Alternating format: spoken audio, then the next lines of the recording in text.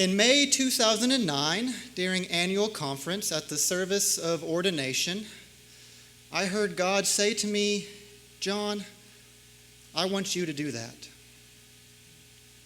As the ordinands were coming forward and the bishop laid his hands on each one of them, I had this feeling inside of me that one day that would be me, going forward to be set apart for ministry. Of course, that's the short story. It leaves out growing up in church, going to camps, feeling the love of God anytime I'm around church people, all the nurturing that my parents and others poured into me. There's a lot of my call story that gets left out when I only get to give the elevator pitch. But the first time I remember really saying yes to God, it was a couple of years before that annual conference. I was at Falls Creek, which is a Baptist camp. All of my friends were Baptists, so I was there as kind of a Methodist spy. But I remember after worship one evening having this really strange feeling inside of me, like God wanted me to do something. But I wasn't sure what that was because out of an abundance of caution, I had already said the salvation prayer every other night that week. I was wondering what was left. What else would God want from me? I think I'm saved already. So I told the pastor what I was feeling.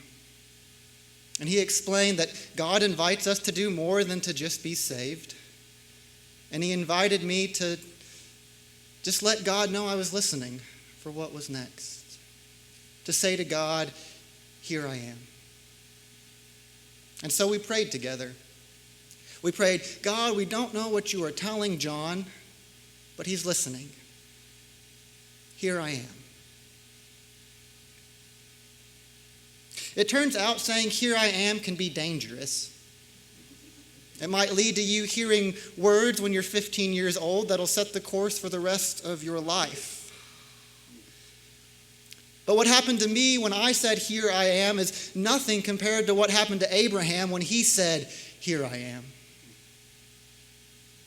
Abraham said "here I am," and God said, "Go kill your son." And what can only be described as an escalation after Abraham answers, God says, "Take your son, your only son Isaac whom you love, and go to the region of Moriah. Sacrifice him there as a burnt offering on one of the mountains I will tell you about." Picture it. Abraham, "Here I am. Go kill your son." Suddenly the stakes are raised. Isaac, the only chance that Abraham has left to be the father of a great nation, is now on the line. Abraham's future, Abraham's bloodline is now on the table. Maybe Abraham shouldn't have answered so quickly. But one of the things that surprises me as we read through this story is Abraham keeps declaring his presence. He keeps saying, "Here I am." The first time God said, "Abraham," and he answered, "Here I am," he got the command to go kill his son. But the second time, Isaac says to him, "Father." Abraham says, "Here I am." The second time he announces his presence, he receives a devastating question from his son. "Where is the lamb?" At that point in the story, Isaac is the lamb. Imagine how heartbreaking that must have been for Abraham to hear. For the first time, he has to address Isaac as the sacrifice. The third time, the angel said, "Abraham, Abraham." And this time, Abraham says, "Here I am."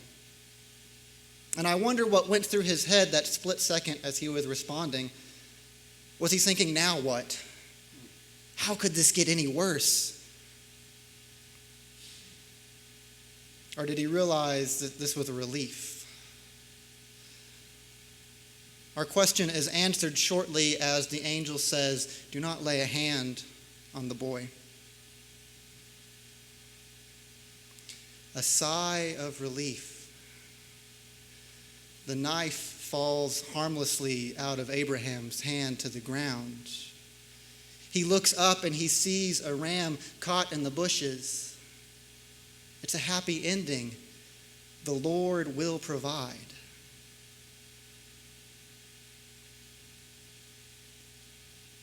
We have the benefit of hindsight as we read through this story. Laid out clearly in 14 verses, it looks like this story has a coherent plot, a definite beginning, middle, and end. We have the benefit of a narrator telling us at the beginning that this was a test. It starts out, God tested Abraham. But Abraham was just along for the ride. He didn't know how the story would end. Even in the middle of the story, he tells his servants that the boy and I are going over to the mountain to worship, and both of us will come back. When Isaac asks where the lamb is for the sacrifice, Abraham says, well, God will provide. At that point in the story, of course, Isaac is the lamb, but it turns out in the end, God actually provided a ram instead of a lamb. We have the benefit of knowing that this was a test, that this was a drill. We know the end of the story, even as we read through it. We know that Isaac lived and fathered Jacob and Esau, and that Jacob's 12 sons became the 12 tribes of Israel. And that in verse 15, right after our reading today, God promised Abraham that his descendants would be as numerous as the stars in the sky or the sand on the seashore. But at the climax of the story, when the knife is in the air, it looks like Abraham's descendants are going to be as numerous as the number of pigs on the ark. 2. Isaac and Ishmael, who he is already estranged from. Abraham had no idea what was going to happen, where the story was headed. But he kept saying, "Here I am." We don't know what the outcome will be when we say to God, "Here I am." Faith is putting the next foot forward when you don't know the whole path. Faith is announcing your presence even when you don't know where you are.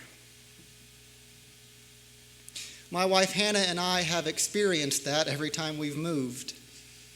When we were preparing to graduate from OCU and we were starting to apply to seminaries, we hadn't heard back yet if we had been accepted anywhere.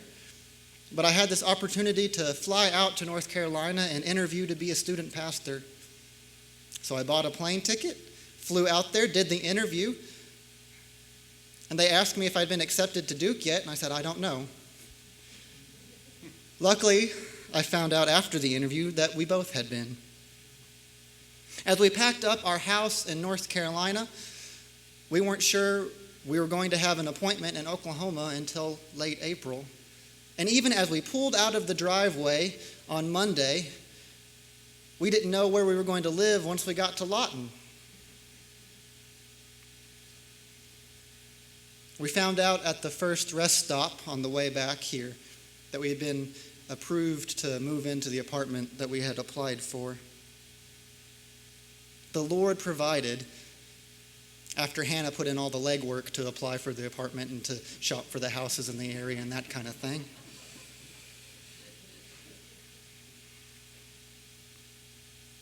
But I know that our story is a unique and a privileged story. That there are a lot of people more faithful than us who have to look a lot further and a lot harder to find God's provision. I cannot in good faith stand here and tell you that if you say to God, "Here I am," God's going to make sure that you have a house and a job and happiness. Some people will read the story of Abraham and Isaac and hear it as a story of God's faithfulness, God's provision. How God stayed the execution of Isaac and provided a ram to be sacrificed. But others will read this story as a story of God's capriciousness. Why would God ask for this in the first place? Why would God ask Abraham to sacrifice his only son? Why would God expect a child sacrifice or put Abraham and Isaac through all of this trauma? And before we can say, oh, God doesn't accept human sacrifices, this never would have went through, we have to remember the story of Jephthah in the book of Judges.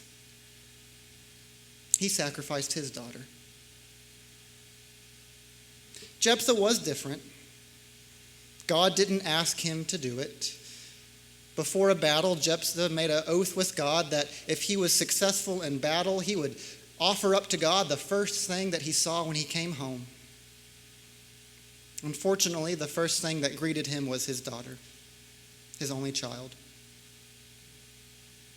But instead of allowing Jephthah to get out of that oath, instead of stopping him while the knife was in the air, God allowed Jephthah to go through with it and kill his daughter.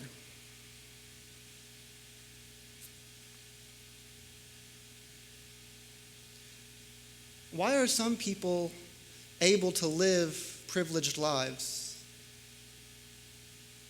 while others are nameless but seemingly necessary sacrifices? Why do we sometimes get everything we need, even if it's at the last minute? And other times we lose everything in an instant. Not all stories, not even all of the stories in the Bible, end with happy endings. Life is messy. The story isn't clear when we are in the middle of it.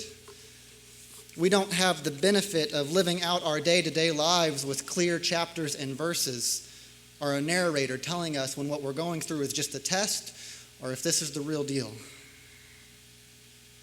We don't know when we are in the beginning, the middle, or the end of any of our stories. Even stories in the Bible are messy.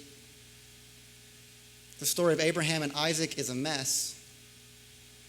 We have to wrestle with the fact that God asked Abraham to kill his son, to test his faith. In terms of healthy father and son relationship dynamics, all I can say is I'm very glad that this text didn't fall last week on Father's Day.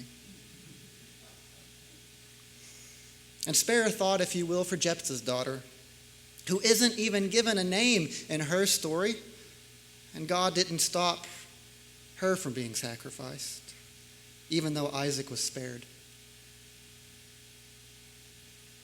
Where does that leave us when God calls out our name? How can we have the faith to say, "Here I am," when we have no idea what will happen next?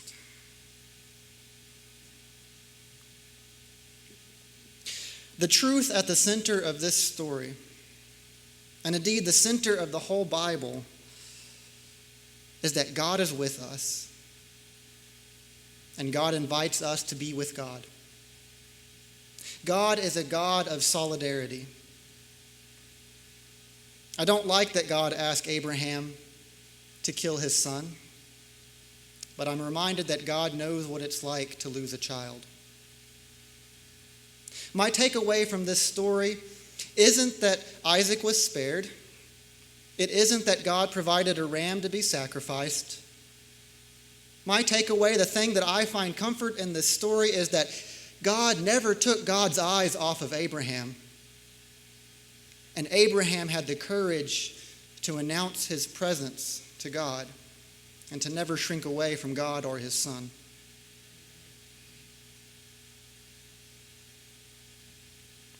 Even though the story is messy and the path was unclear, Abraham could announce, "Here I am." He didn't know where he was, but he knew he was there. And God was there with him. The great I am allows us to say, "Here I am." God doesn't expect you to know where you are or to even know where you are going, but to know that God is with you, whatever you are going through. And that's good news, because right now it's hard to tell where here is. We're in the midst of a pandemic.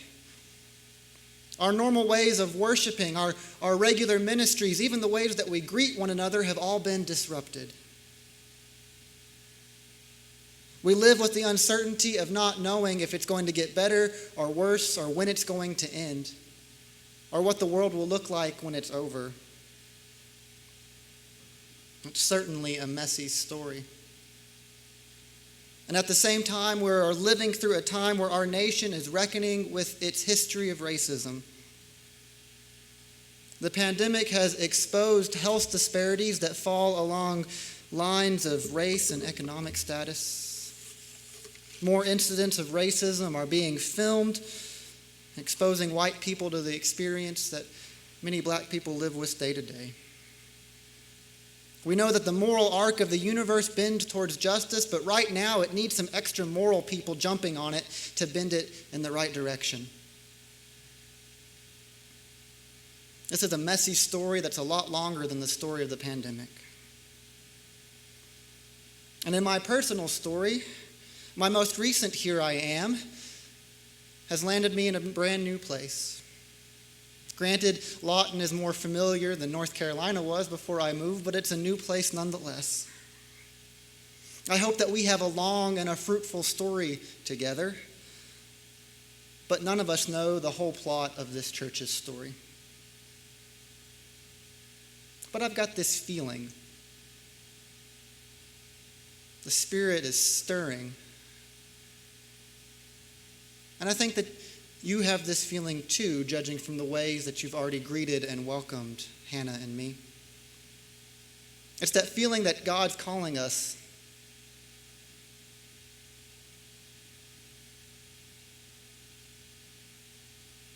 We don't know what lays ahead. We're excited and we are nervous. We are full of hope, but we are not naive to the challenges of our day. And so, with God stirring in us, let us be like Abraham, who never shrank away from God calling his name. Let us say, "Here I am," even when we don't know where we are. Let us make ourselves available to God, and let us trust that God is with us. In the name of the Father, and the Son, and the Holy Spirit. Amen.